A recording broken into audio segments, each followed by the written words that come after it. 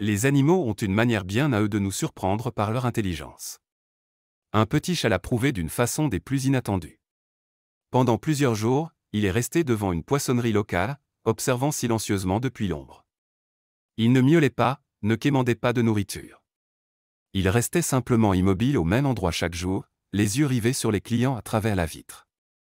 Julio, le propriétaire du magasin, avait un faible pour les animaux et refusait de le chasser.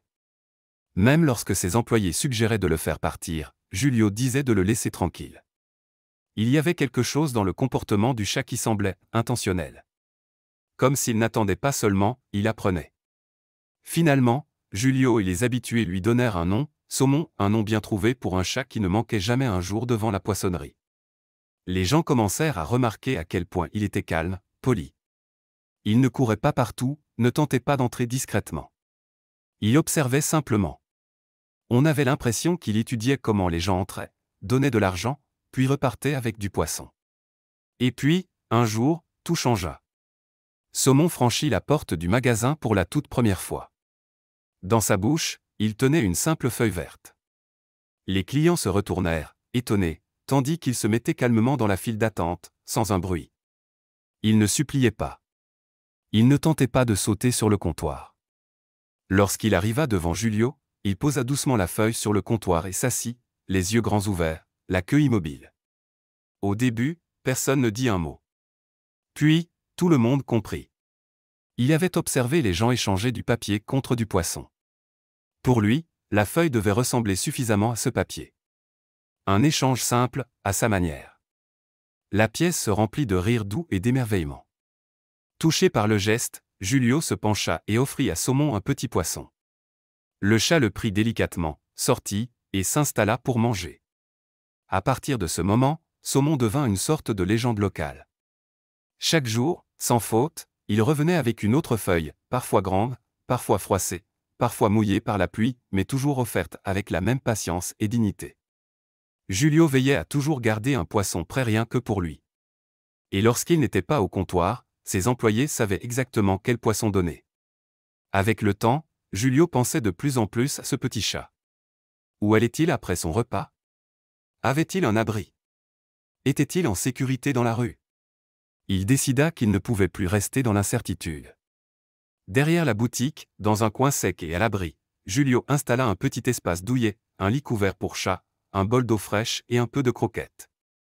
Le poisson serait toujours là, bien sûr, mais il espérait que Saumon utiliserait cet abri durant les nuits froides. Et effectivement, peu de temps après, il regarda par la fenêtre et aperçut le petit chat, paisiblement endormi dans le lit. Ce fut une petite victoire, mais puissante. La femme de Julio se moquait gentiment de son nouveau client poilu, mais elle et les employés étaient tout aussi attachés à lui. Même les travailleurs les plus bourrus souriaient en voyant le chat avec une feuille dans la bouche. Jour après jour, Saumon était devenu une partie de leur quotidien. Un rituel. Une histoire qu'ils partageaient tous. Mais un jour, quelque chose changea. Un soir, Julio revint tard après quelques courses.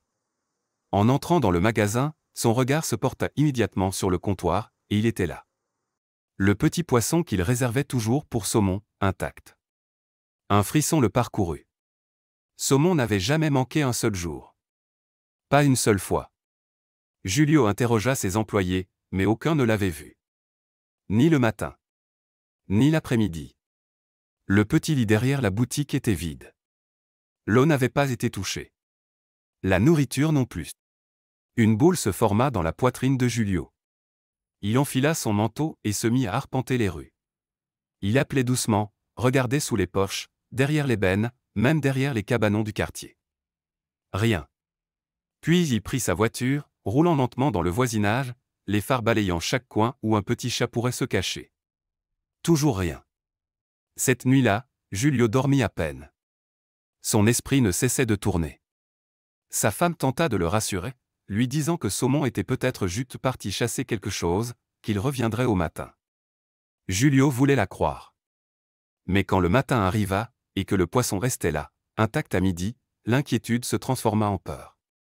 Il ferma la boutique plus tôt, demanda à sa femme et à ses employés de garder leur téléphone près d'eux au cas où Saumon reviendrait.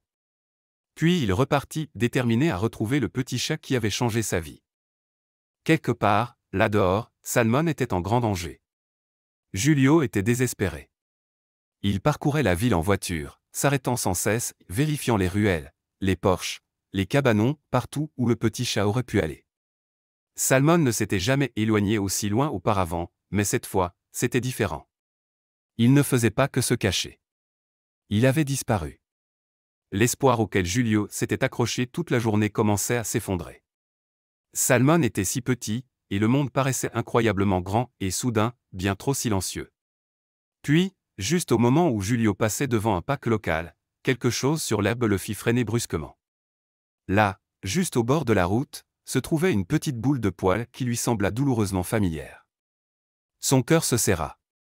Il avait imaginé retrouver Salmon blotti quelque part, peut-être blessé, mais en vie.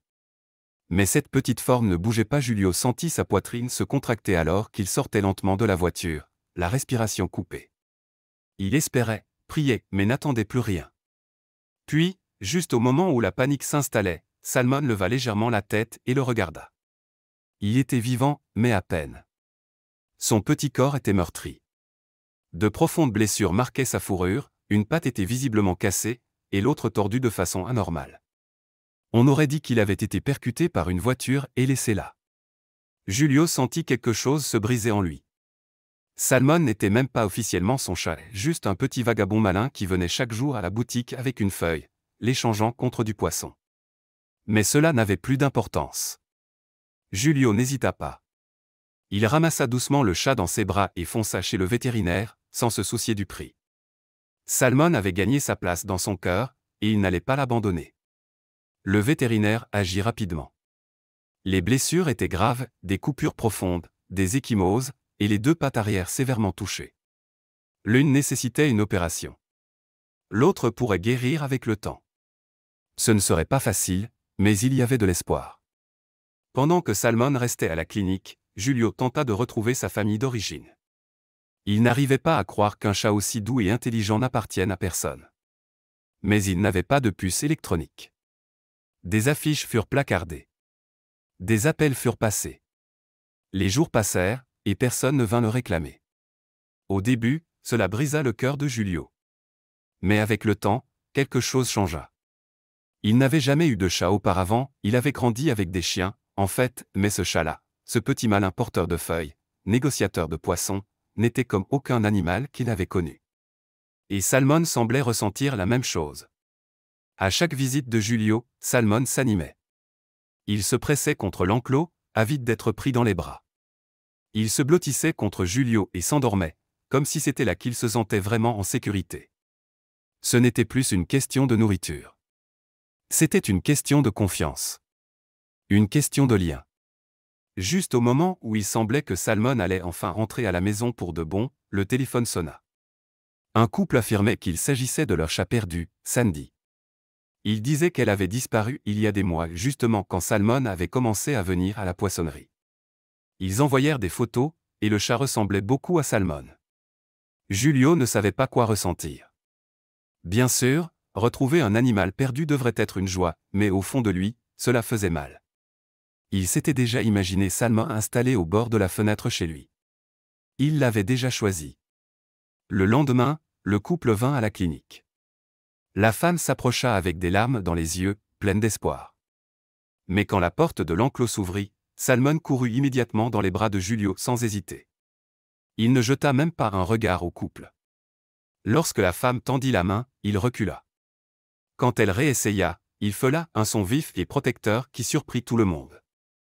Salmon avait toujours été calme, même avec les inconnus. La femme s'effondra. « Ce n'est pas lui », murmura-t-elle. C'est alors que le vétérinaire demanda les antécédents médicaux de Sandy. La vérité éclata rapidement, Sandy était une femelle stérilisée avec une puce. Salmon était un mâle castré. Et il n'avait pas de puce. Autant qu'il voulait y croire, Salmon n'était pas leur chat. Quand Salmon fut enfin autorisé à rentrer, Julio ne le ramena pas à la boutique. Il le ramena juste à côté, à la maison. Là, l'attendait un petit coin parfait rien que pour lui, un nouveau lit moelleux, des couvertures chaudes, un coussin chauffant pour apaiser ses pattes en convalescence, et une pile de jouets. L'un d'eux, une peluche en forme de poisson, devint son préféré. Il la portait fièrement, comme si elle représentait quelque chose, peut-être le rappel de tout ce qu'il avait traversé. Cet hiver-là, ils le gardèrent à l'intérieur, encore inquiets qu'il ne se blesse à nouveau. Mais avec le retour des beaux jours, ils le laissèrent explorer avec un traceur, même s'il n'en avait pas vraiment besoin. Salmon ne s'éloignait jamais beaucoup. Son endroit préféré restait la poissonnerie, juste à côté, où il accueillait les habitués et acceptait parfois quelques bouchées de poissons frais offertes en cachette par des mains familières. Le chat qui autrefois échangeait des feuilles contre de la nourriture avait désormais tout ce dont il avait toujours rêvé, de la chaleur, de la sécurité, et une famille qui voyait sa vraie valeur. Il n'avait plus besoin d'échanger pour être aimé.